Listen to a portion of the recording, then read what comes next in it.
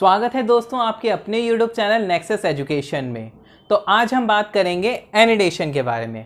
आपने एग्रीकल्चर में वैसे तो दो टर्म्स बहुत सुनी होंगी, एक तो एनिडेशन और दूसरा एलिलोपैथी। तो इस वीडियो में मैं आपको एनिडेशन के बारे में बताऊंगा। तो अब हम बात करेंगे एनिडेशन की। एनिडेशन की डेफिनेशन क्या है? It is the complementary interaction between the intercrop occur with regard to special position. मतलब स्पेशल पोजीशन क्या है? स्पेस और प्लेस एंड टेम्पोरल एनिडेशन। तो इन दो को तो मैं आपको बाद में एक्सप्लेन करूंगा, पहले मैं आपको ये पहली और ये जो इंटरक्रॉप तक है वो एक्सप्लेन कर देता हूँ।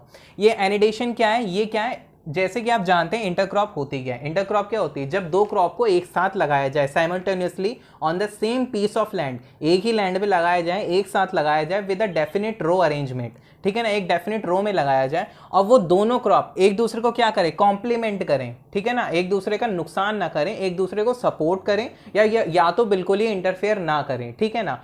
तो वो क्या होता है? कॉम्प्लीमेंट्री इंटरेक्शन हो जाता है, ठीक है ना। कुल मिला के वो नुकसान तो नहीं दे रही हैं दोनों एक दूसरे को, तो वो क्या हो गई? कॉम्प्लीमेंट्री इंटरेक्शन हो गई बिटवीन द इंटरक्रॉप, ठीक है ना। ऑकर विद, अब ये क्या होगा? अब मैं आपको बताऊंगा स्पेशल पोजीशन और टेम्पोरल एनिडेशन इसमें क्या है। आपको ये तो समझ में आ गया होगा कॉम्प्लीमेंट्री इंटरेक्शन क्या है, मतलब एक दूसरे को सपोर्ट करना। वही एनिडेशन कहलाता है जब दो क्रॉप एक साथ लगाई जाती है और वो भी दोनों क्रॉप एक दूसरे को हार्म नहीं पहुंचा रही हैं या एक दूसरे को बिल्कुल भी या तो कॉम्पिटिटिव हो रही है उनके साथ कि वाटर, स्पेस या किसी चीज न्यूट्रिएंट के लिए कॉम्पिटिशन भी नहीं करती हैं, और ये क्या एक दूसरे को ना तो नुकसान पहुंचाएंगी ना ही एक दूसरे के लिए कोई कंपटीशन क्रिएट करेंगे। ऐसा नहीं होगा कि एक ने ज्यादा न्यूट्रिएंट ले लिए और दूसरे को कुछ भी नहीं मिल पाया, ऐसा भी नहीं होगा। दोनों ही एक दूसरे को या तो इंटरफेयर बिल्कुल नहीं करेंगे और या फिर एक दूसरे को सपोर्ट ही करेंगे, ठीक है ना। इसमें एक दूसरे का क्या कॉम्पिटिशन नहीं आएगा। तो ये क्या होता है? एनिडेशन होता है। ये क्या होता है? कॉम्प्लीमेंट्री इंटरेक्शन होता है दो क्रॉपों के बीच में। अब मैं आपको ये दो टर्म समझाऊंगा। तो अब हम बात करेंगे स्पेशल पोजीशन की, जो मैंने उसमें टर्म थी ना डेफिनेशन में, स्पेशल पोजीशन और टेम्पोरल एनिडेशन। तो अब मैं स्पेशल पोजीशन के बारे में बताऊंगा रिगार्डिंग टू एनिडेशन, कि कैसे जो स्पेस और प्लेस है कि कैसे एक दूसरे से फायदा करते हैं पौधे एक दूसरे के साथ इंटरेक्ट करके एनिडेशन में। अब एनिडेशन में क्या होता है? सबसे बढ़िया एग्जाम्पल है स्पेशल पोजीशन का मल्टीपल स्टोरी क्रॉपिंग। इसके नाम से ही पता चल रहा है मल्टीपल स्टोरी क्रॉपिंग मतलब क्या होता है? कहते हैं नहीं मल्टी स्टोरी बिल्डिंग है, मतलब कई कई ऊंची मंजिला ऊंची इमारत। तो इसमें इमारत तो नहीं होगी बट हाँ अलग अलग हाइट के प्लांट होंगे। अब इसमें एक बात आप समझिएगा, वैसे तो मल्टीपल स्टोरी क्रॉपिंग को हम क्या भी बोलते हैं? मल्टी लेवल और मल्टी टायर्ड फार्मिंग भी बोलते हैं। इसमें होता क्या है? इसमें होता यह है कि इसमें मान लीजिए आपने एग्जाम्पल लिया कि मान लीजिए हमने क्या करा, एक नारियल का पेड़ लगाया, उसकी हाइट है 10 मीटर, ठीक है। उन्हें क्या ली? सीधी 10 मीटर अपनी हाइट ली, ठीक है। उसी के साथ में हमने उगाया ब्लैक पेपर, उसकी हाइट कितनी है? 6 से 8 मीटर। उसी के साथ हमने उगाया कोको, उसकी हाइट है 3 मीटर, मतलब 3 मीटर से ऊपर नहीं जाएगा वो, क्योंकि हर प्लांट की एक हाइट फिक्स होती है, मतलब वो उससे ज्यादा नहीं जा सकता है, ठीक है ना वो। तो क्या हुआ? ये कोकोनट है, ये क्या है? ये ऊपर चला गया, इसकी ये क्या है? इसको बिल्कुल भी इंटरफेयर करेगा क्या? ये इसकी हाइट 10 मीटर है और ब्लैक पेपर की हाइट है 6 से 8 मीटर है। तो क्या ये दोनों एक दूसरे को इंटरफेयर करेंगे? बिल्कुल भी नहीं, क्योंकि कोकोनट क्या है? कोकोनट जो भी ये कोकोनट है उसकी हाइट ज्यादा है, उनने तो अपनी हाइट ले ली, वो बिल्कुल भी इन तीनों को इंटरफेयर नहीं करेगा। और उल्टा क्या होगा? कोकोनट को ज्यादा लाइट चाहिए, उन्हें ज्यादा लाइट मिल जाएगी। और जितने भी ये छोटे प्लांट नीचे लगे ये क्या है? शेड लविंग है, मतलब क्या, इन्हें धूप से ज्यादा छांव प्यारी है। तो क्या होगा? ये कोकोनट की छांव में रहेंगे, शेड लविंग तो है ही, तो इन्हें क्या होगा? इनको इनकी फेवरेबल कंडीशन भी मिलती रहेगी। और साथ ही साथ क्या हुआ? इन दोनों ने क्या करा? मल्टीपल स्टोरी हो गई, नहीं है, अलग अलग हाइट पे प्लांट हो गए, ठीक है ना। अलग अलग हाइट, उन्हीं के एनवायरनमेंट, उन्हीं की ग्रोथ के लिए बिल्कुल फेवरेबल थे। तो कहीं पे कोई कंपटीशन हुआ? नहीं हुआ। उल्टा क्या करा? इन लोगों ने एक दूसरे को सपोर्ट करा। वो कैसे? देखो ना, ये शेड लविंग था तो क्या हुआ? कोकोनट ने शेड करी, है ना, क्योंकि उसकी हाइट ज्यादा, जिसकी हाइट ज्यादा होगी भाई शेड तो उसी से ही होगी ना। तो क्या हुआ? ये क्या करेगा? एक दूसरे को सपोर्ट करा। तो ये क्या करा? किस पर्पस से, मतलब किसके रिगार्डिंग? वो हुआ स्पेस और प्लेस के। इन्होंने क्या करा? मेन ऑब्जेक्टिव जो है यूटिलाइज करना है। ये आप बिल्कुल ये बात समझ लीजिए एनिडेशन में कि यूटिलाइज करना होता है वर्टिकल स्पेस। हॉरिजॉन्टल और वर्टिकल तो आपको पता ही होगा। हॉरिजॉन्टल मतलब होता है ये और वर्टिकल मतलब होता है ये, ठीक है ना। अब हॉरिजॉन्टल वर्टिकल याद कैसे रखते हैं? हॉरिजॉन्टल की स्पेलिंग एच से शुरू होती है ना, तो एच का ऐसे ले लो तो मतलब क्या होता है, ऐसे ये याद करने का तरीका है, तो ये हो जाता है हॉरिजॉन्टल लाइन।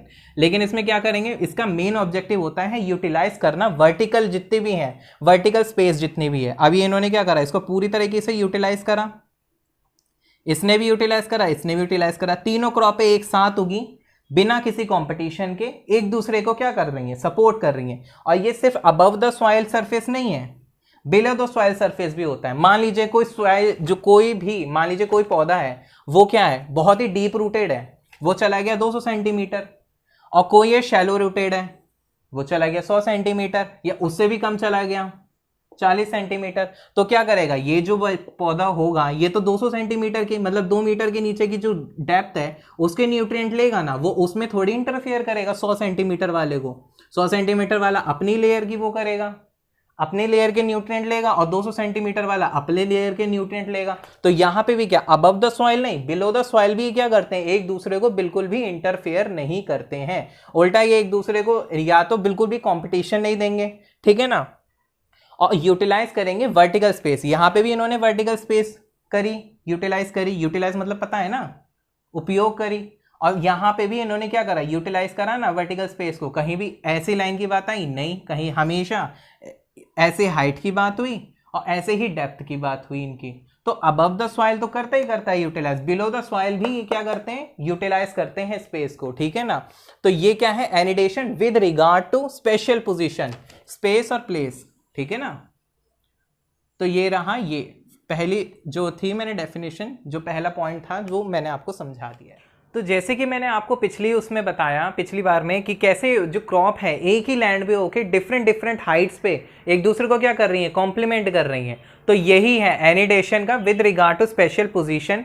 स्पेशल पोजीशन में उसका मेन ऑब्जेक्टिव यही रहता है एनिडेशन का, कि यूटिलाइज करे वर्टिकल स्पेस। वर्टिकल स्पेस का मतलब समझ में आया ना, ऐसे हाइट और डेप्थ एज वेल, डेप्थ को भी वो क्या करें, अच्छी तरीके से यूटिलाइज करें मोर इफेक्टिवली, ठीक है ना, और एक दूसरे को डिस्टर्ब ना करें, बिल्कुल भी इंटरफेयर ना करें, ठीक है ना। अब क्या है, जो भी मैंने पढ़ाया वो यहाँ पे लिखा हुआ है। The component species occupy different vertical layer by spreading out their canopies. Canopies का मतलब पता है ना, जितना भी प्लांट का फॉलिएज एरिया होता है, पत्तियों का जो एरिया होता है, वो कैनोपी कहलाता है। और रूट ईदर इन सॉइल और इन एयर, ठीक है ना। जो भी कंपोनेंट स्पीसीज होती हैं वो क्या करती हैं, डिफरेंट लेयर क्या करती हैं, ऑक्यूपाई करेंगी। जैसे कि क्या करा, कोकोनट ने अपना अलग एरिया ऑक्यूपाई करा, ब्लैक पेपर ने अलग करा, कोको ने अलग करा। तो क्या करा उन्होंने, अलग अलग अपनी वो क्या करी, कैनोपी फैलाई उन्होंने। और वो एरिया उन्होंने क्या करा, यूटिलाइज करा ना, वर्टिकली उन्होंने क्या करा, अपने अपने हिस्सों का अपना एरिया अच्छे तरीके से यूटिलाइज तो करा उन्होंने।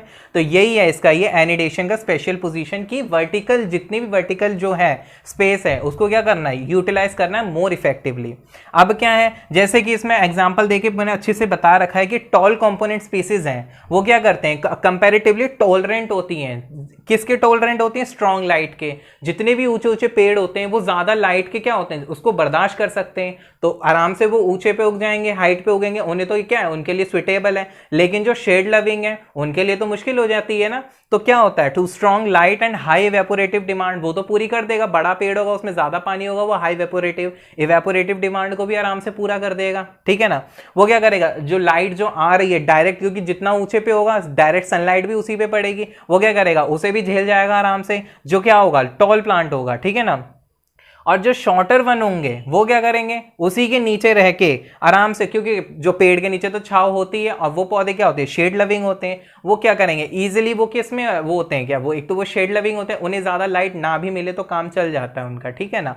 तो क्या करेंगे, वो आराम से उसमें रह पाएंगे। और साथ ही साथ क्या होता है, यहाँ तो हाई इवेपोरेटिव डिमांड है, ज्यादा से ज्यादा पानी चला जाता है, जो उस पेड़ के नीचे जितने भी पौधे होंगे वो क्या होंगे, इजीली हाई रिलेटिव ह्यूमिडिटी, मतलब उमस होती है, क्योंकि पेड़ के नीचे ठंडा होता है ना, पेड़ के ऊपर तो गर्म है ही क्योंकि सनलाइट है। और पेड़ जो बड़ा पेड़ होगा उसे झेलने के लायक भी होता है, वो एबल होता है कि वो उतनी हीट, उतनी लाइट और उतना इवेपोरेशन वो झेल पाए, ठीक है ना। लेकिन जो छोटे प्लांट होते हैं वो इतना नहीं झेल सकते, तो वो क्या करते हैं, आराम से उस पेड़ के नीचे आराम से उग जाते हैं, ठीक है ना। तो क्या कर रहे हैं, एक दूसरे को नुकसान तो नहीं पहुंचा रहे हैं। उल्टा क्या कर रहे हैं, एक दूसरे को सपोर्ट ही तो कर रहे हैं, ठीक है ना। तो क्या हुआ, ये इन्होंने पर किस हिसाब से सपोर्ट कर रहे हैं, हाइट के हिसाब से, प्लस में क्या करते हैं, रूट के हिसाब से भी वो एक दूसरे को सपोर्ट करते हैं। जैसे कि मैंने आपको बताया कि कुछ प्लांट होते हैं वो डीप रूटेड होते हैं, तो वो डीप में ही सारे जितने भी न्यूट्रिएंट होंगे वो डीप से ही निकालेंगे, और कुछ जो होते हैं जो शैलो रूटेड होते हैं, मतलब वो ज्यादा गहराई में नहीं जाते, वो क्या करते हैं, ऊपर ऊपर जितना भी न्यूट्रिएंट होता है वो आराम से उसको क्या करते हैं, यूटिलाइज करते हैं। वो दोनों पौधे एक दूसरे को क्या करते हैं, इंटरफेयर नहीं करते हैं, तो क्या होते हैं, इजीली एक जगह पे वो आराम से पनप पाते हैं बिना किसी परेशानी के। तो जैसे कि मैंने आपको बताया कि कैसे उन्हें हाइट के मतलब अबव द सॉइल कैसे उन्होंने स्पेस को यूटिलाइज करा पौधों ने, अब बिलो द सॉइल भी ऐसे ही होता है। ये क्या करते हैं, it also occur in soil by exploiting the nutrition from root pattern to the different soil layer. क्या करते हैं, रूट के जो होता है उनका जो रूट जोन होता है वो अलग अलग होता है, कोई डीप रूटेड होता है, कोई शैलो रूटेड होता है, ठीक है ना। तो जो डीप रूटेड होगा वो डीप में से निकालेगा न्यूट्रिएंट, और जो शैलो रूटेड होगा वो ऊपर ऊपर से न्यूट्रिएंट निकाल लेगा। तो क्या करेंगे, दोनों एक दूसरे को बिल्कुल भी इंटरफेयर नहीं करेंगे कि कहीं ऐसा ना हो कि वो दूसरा एक दूसरे के न्यूट्रिएंट ले लें और फिर कंपटीशन बढ़ जाए, ऐसा नहीं होता है। एक दूसरे को क्या करेंगे, बिल्कुल भी इंटरफेयर डिस्टर्ब नहीं करेंगे, ठीक है ना। तो यही इसमें लिखा हुआ है, it is also occur in soil by exploiting the nutrient from root pattern to the different soil layer. Different soil layer होती है, वो जो रूट जोन होता है, जो उनकी जो डेप्थ होती है वो डिफरेंट होती है, अलग अलग लेयर में जाती है। वो क्या करते हैं, अलग अलग लेयर से क्या करते हैं, न्यूट्रिएंट लेते हैं, उसे यूटिलाइज करते हैं बिना एक दूसरे को डिस्टर्ब या इंटरफेयर करे। ये मेन पॉइंट है इसका, ठीक है ना। क्या करते हैं, इसमें बिल्कुल भी एक दूसरे को क्या कर रहे हैं, परेशान नहीं कर रहे। कॉम्प्लीमेंट्री इंटरेक्शन, जैसे कि मैंने आपको बताया था ना, कॉम्प्लीमेंट्री इंटरेक्शन होता है, ठीक है ना। नुकसान नहीं पहुंचाते हैं, ना ही कॉम्पिटिशन बढ़ाते हैं एक दूसरे का। अब इनका एग्जाम्पल सबसे ये रहे, 3 एग्जाम्पल है इनके। जैसे कोकोनट के साथ ब्लैक पेपर हमने जैसे बताया था कि हाइट में लगा देते हैं, लगाया तो कैसे हुआ, वर्टिकली स्पेस कितनी अच्छी तरीके से उन्होंने एक दूसरे को वर्टिकली स्पेस तीनों ने एक दूसरे के साथ लग के यूटिलाइज कर ली।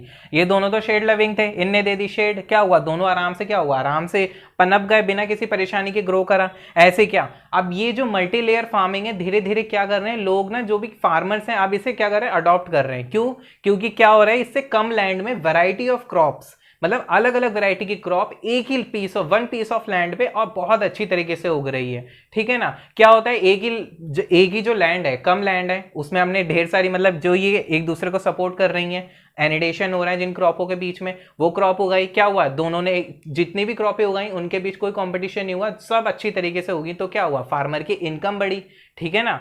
अब यही हुआ इसमें, क्या हुआ, पपाया, कुकुम्बर और एमरैंथस, ठीक है ना, ये तीनों उगाते हैं साथ में, पपाया, कुंदरू, एमरैंथस प्लस जिंजर। मतलब ये वो क्रॉप का पैटर्न है, ये वो क्रॉपें हैं जो एक साथ उग जाती हैं बिना किसी डिस्टरबेंस के। अब और भी कई सारे ऐसे पैटर्न होंगे, और भी कई सारी ऐसी क्रॉपें हैं जो एक साथ उग जाती हैं, कुछ एग्जाम्पल मैंने ये बताए हैं।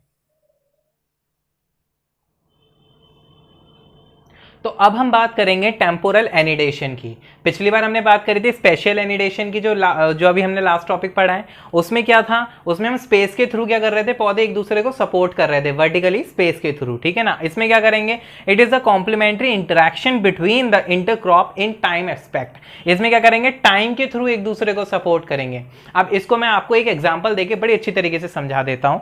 ये कि मान लीजिए आपके पास एक फील्ड है, आपने उसमें मेज उगाई, तो जो मेज होती है ना, मेज के साथ आपने क्या इंटरक्रॉप करी, उर्द की, उर्द जो है ना, उर्द या मूंग आपने उसके साथ में ग्रो करी, दोनों क्या हो गई, इंटरक्रॉप हो गई, ठीक है ना। अब दोनों इंटरक्रॉप हो गई, तो जो मेज है ना, मेज का जो न्यूट्रिएंट पीक डिमांड का टाइम होता है, जो न्यूट्रिएंट उसे सबसे ज्यादा चाहिए होता है, वो होता है 50 दिन के बाद, बोने के 50 दिन के बाद मेज को सबसे ज्यादा न्यूट्रिएंट की डिमांड होती है। वहीं जो मूंग है, मूंग की सबसे ज्यादा डिमांड कब होती है, 30 से 35 दिन बाद बोने के।